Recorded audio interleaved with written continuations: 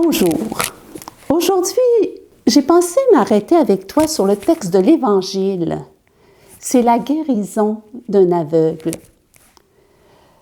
Je veux m'arrêter sur 3 choses. Premièrement, sur les gens. Ensuite, sur l'aveugle. Et finalement, sur Jésus. Le texte nous dit que ce sont des gens qui amènent l'aveugle à Jésus et le supplient de le toucher.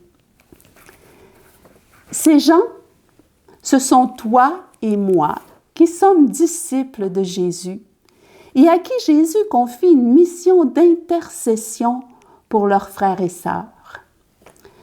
Nous avons à les amener à Jésus et à intercéder auprès de lui pour qu'il fasse quelque chose pour eux, qu'il ouvre leurs yeux à sa lumière, à la vérité de sa parole. Jésus veut se servir de nous pour toucher les aveugles de notre monde d'aujourd'hui. L'aveugle, il ne voit rien. C'est difficile pour lui de se déplacer sans se perdre. Il est donc amené à faire confiance à ceux qui voient et peuvent le guider. Ici, Jésus va faire vivre un passage à l'aveugle, le passage de l'aveuglement à la lumière, de l'erreur à la vérité, de la non-foi à la foi, de la non-connaissance du Christ à la connaissance de Jésus comme Sauveur. Il va être guéri de son aveuglement par le Christ. Seul Jésus peut nous guérir de tous nos aveuglements qui nous gardent dans l'erreur et le mensonge. Que fait Jésus? Jésus prit l'aveugle par la main et le conduisit. Jésus nous prend par la main. Il marche avec nous, main dans la main. La main que Jésus lui tend, l'aveugle la prend. Cela signifie que l'aveugle fait confiance à Jésus, même s'il ne le voit pas, même s'il ne le connaît pas. Il se laisse toucher par lui, qui le prend par la main et le conduit. Et Jésus va conduire l'aveugle à faire une expérience du salut de Dieu. Il n'avait même pas demandé l'aveugle d'être guéri. Cela va lui être accordé gratuitement, sans condition. Et où Jésus conduit-il l'aveugle? Hors du village. Il le conduit à l'écart, c'est-à-dire à une intimité avec lui, pour ouvrir ses yeux à une nouvelle réalité. En effet, celui qui se laisse toucher par le Seigneur peut ouvrir un nouveau regard sur tout ce qui l'entoure et acquérir le discernement perdu par Adam et Ève. Il peut à nouveau reconnaître ce qui est bien et ce qui est mal. Il peut reconnaître la présence de Dieu dans sa vie et dans le monde avec de plus en plus de clarté, de netteté.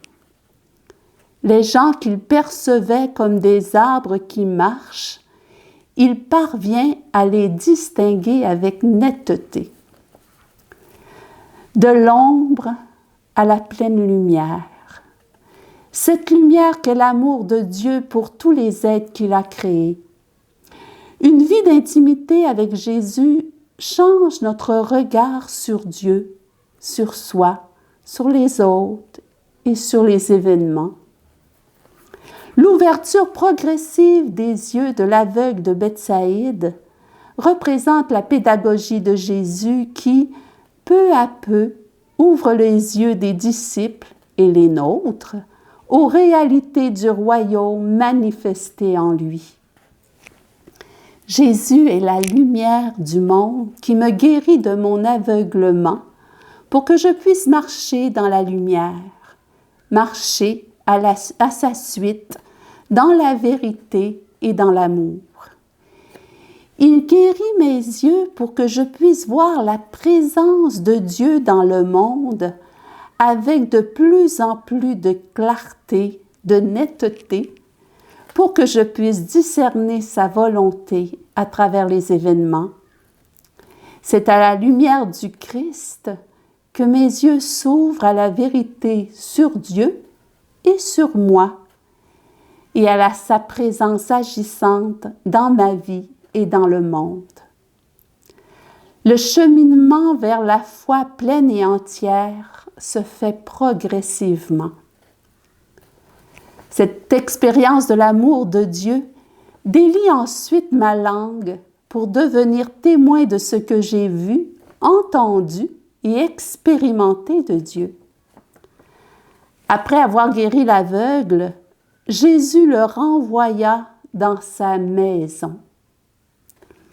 La maison, c'est son lieu de vie, c'est sa famille. Jésus l'envoie d'abord auprès des siens, de ses proches. Toi aussi, le Seigneur t'envoie auprès de tes proches pour être témoin de son amour, de sa bonté, de sa miséricorde, de sa providence et pour porter sa lumière.